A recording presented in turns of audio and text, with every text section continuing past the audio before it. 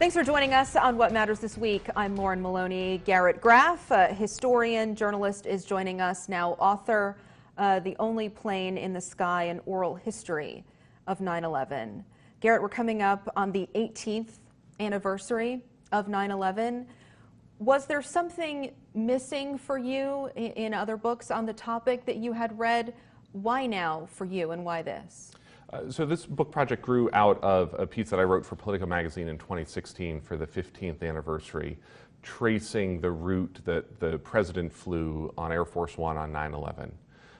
And when that piece came out, I had a young veteran write me who had been in middle school on 9/11, had served 2 tours in Afghanistan, 1 in Iraq, and said that he, until then, had never known, until he read the piece, sort of the trauma that the nation felt that day. And for me, the goal for this book is to recapture not the facts of 9/11, which are sort of well told and which we all remember, but what the experience of 9/11 was like. So the book follows the voices of 480 Americans, coast to coast, morning to night, as they lived through that day. Not just in New York, Shanksville, and the Pentagon, but on Capitol Hill, the White House, with the president, in air traffic control, fighter pilots, and even sort of school children across the country that day.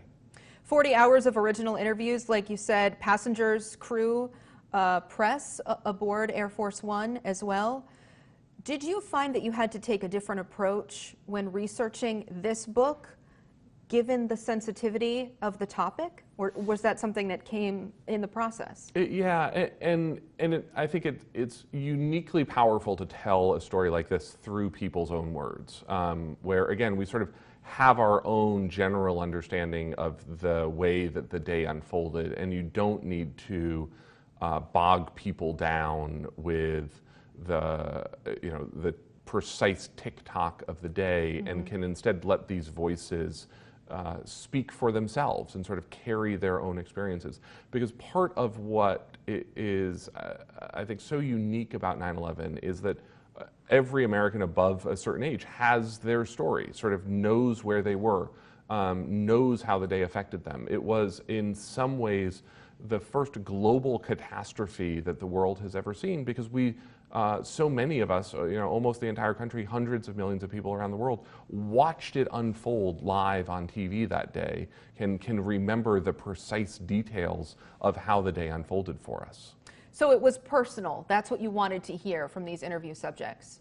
Absolutely. The human toll. The human toll. And I think we remember, when we say never forget today at 9/11, what we, I think, are in danger of doing is just boiling the day down to the facts of the day. 4 planes, 19 hijackers, Pentagon Twin Towers, Shanksville. And what is lost is really sort of what that day was like to live. The story that we now know of what transpired on 9/11 took place in 102 minutes, the first crash to the second collapse of the second tower. And yet on that day, we didn't know when it began, when it ended, and we didn't know whether there were going to be more attacks the next day, the day after, in October. We didn't know sort of what the rest of our lives held for this. And so you look at the fear and the trauma that drove the decision-making after 9/11, led us into Afghanistan, led us into Iraq. And these are, you have to understand what that day was like to live and experience. This, I thought, was interesting. Ari Fleischer, President Bush's press secretary at the time, as you write, said about Vladimir Putin, he was a different Putin in 2001. America could have had no better ally on September 11th than Russia and Putin. Did that surprise you, uncovering that part of it? Yeah, and part of what is weird about taking yourself back to 2001 is that was still very much a Cold War mentality in the country. When on 9/11, actually, the U.S. military was engaged in its largest annual exercise aimed at repelling a Soviet nuclear attack on the United States. And so part of the confusion of that morning is the military trying to figure out, is this real world or is this exercise? And one of the first things that happens is Vladimir Putin calls Condoleezza Rice at the White House and says, we are grounding all of our bombers and all of our fighters for the rest of the day. You don't have to worry about Russia today. Wow. And then what we know now puts everything into perspective almost and gets us thinking. I mean, the alternate futures that could have unfolded that day are unfathomable in their own way. So we mentioned Ari Fleischer, we mentioned so many political figures and leaders from that time. But when it came to the everyday American, the real people, what story stood out for you, or what kept you up at night when you kept thinking about what that one person told you? Yeah, there are so many powerful stories from that day. A day like 9/11 strips away all of the artifice and posturing of sort of normal daily human life, and what you see is just sort of humans being humans. And one of the things that really comes through in these stories to me is the oddly hopeful and inspirational stories of human strength and resiliency, of coworkers helping coworkers, the first responders rushing into the towers, the firefighters who at the last minute refuse to evacuate themselves because they don't want to leave the civilians that they're helping behind. And you see that even, of course, on United Flight 93 itself, where you have the passengers and crew aboard that hijacked plane over the skies of Pennsylvania realize what is transpiring below and resolve to stop it themselves on their own plane to save some set of lives in Washington that they'll never know.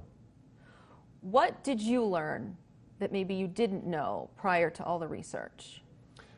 So for me, the details of the story that really surprised me and sort of connected with me were the sensory experiences of what it was like actually evacuating the stairwells in the World Trade Center. What it was like inside the inferno in the Pentagon, what it was like to be one of the volunteer firefighters arriving on the scene in Shanksville, Pennsylvania for the first time. I tell one of the stories in the book of one of the first police officers to arrive at the crash site in Shanksville. And she doesn't know what's transpired on Flight 93. And she is standing there sort of quivering with fear in that field because she knows two planes have come and hit the Twin Towers. Mm-hmm. And she assumes that the terrorists picked that field in Pennsylvania for a reason. And she's standing there saying, I don't know what's buried under this field that the hijackers are trying to blow up, and thinking that there are going to be more hijacked planes coming to crash in that field as she's standing there at the crash scene. You talk about surreal moments for people. The Green Mountain Boys, some of them called to serve on that day when it came to flying the F-16s. One of them, when it comes to normal radio communications about getting on a plane, had said, that day what he heard was the United States Air Force owns the air. And for him to recall hearing that for the first time and realizing just how heavy that moment was. It's the first and only time that the U.S. Air Force, the U.S. military, has ever seized control of the airspace. And as you say, it was in fact actually Green Mountain Boys at the F-16s out of Burlington here that were some of the first fighters over New York City and spent that fall patrolling the combat air patrols up and down the Northeast. One of the reviews of this book that I read, a reader said she was 7, and at the time she was kept away from the TV. Her parents kind of sheltered her from the moments, understanding the deepness of it. But she said this helped her fill in the blanks.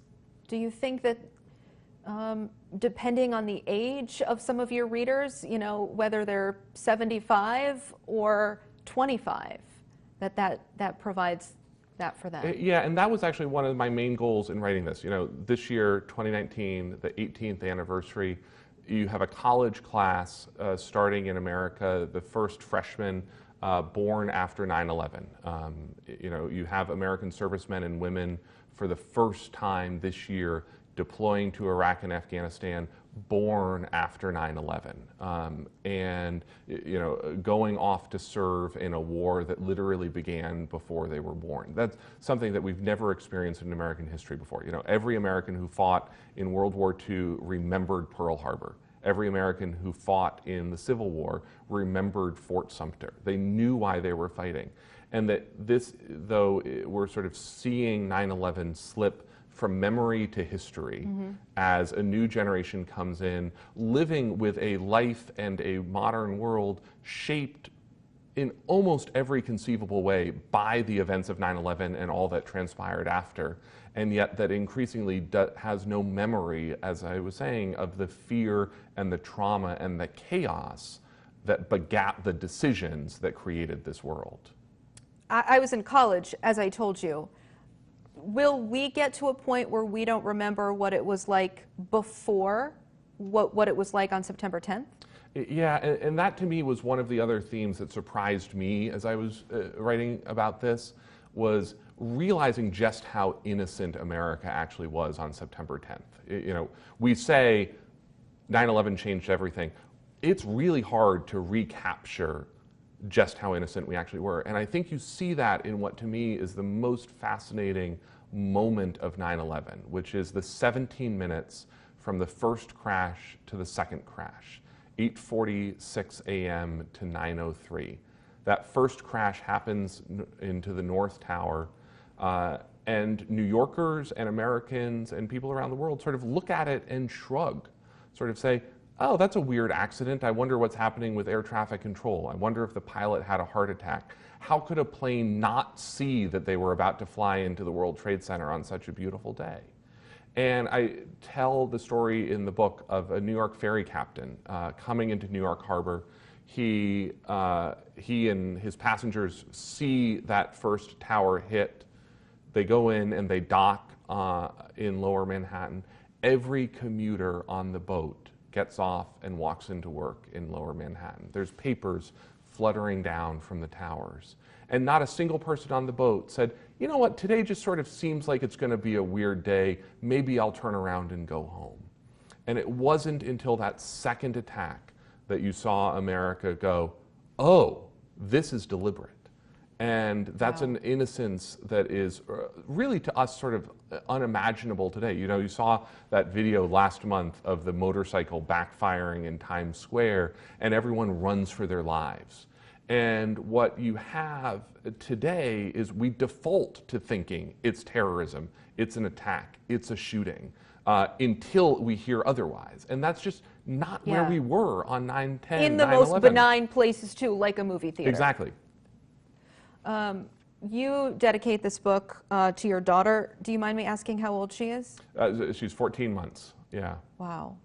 You also say, I hope this book helps you understand the world in which you live. Is there a part of the present that you want to shield from her, and at the same time also have her understand, and all children right now understand, the history and what things were like prior? And I think that's sort of one of the big questions for America as we move forward on this is, you know, for my daughter, 9/11 will be as far removed from her life and her experience as the Kennedy assassination was to me as a child growing up in the 1980s. You know, the Kennedy assassination feels to me like ancient history. It felt that way to me when I was growing up. And, you know, yet there were a lot of us who were alive on 9/11 and understand it and remember it in a way that you're going to see, I think, this sort of generation now sort of puzzle over, and sort of just why it impacted us who were alive that day in the way that it did. Okay. We should remind everybody, September 17th, you'll be at Phoenix Books in Burlington talking to of course, your hometown crowd, so to speak, about this. I appreciate you being here, Garrett. Thanks for having me. We'll be right back on What Matters This Week.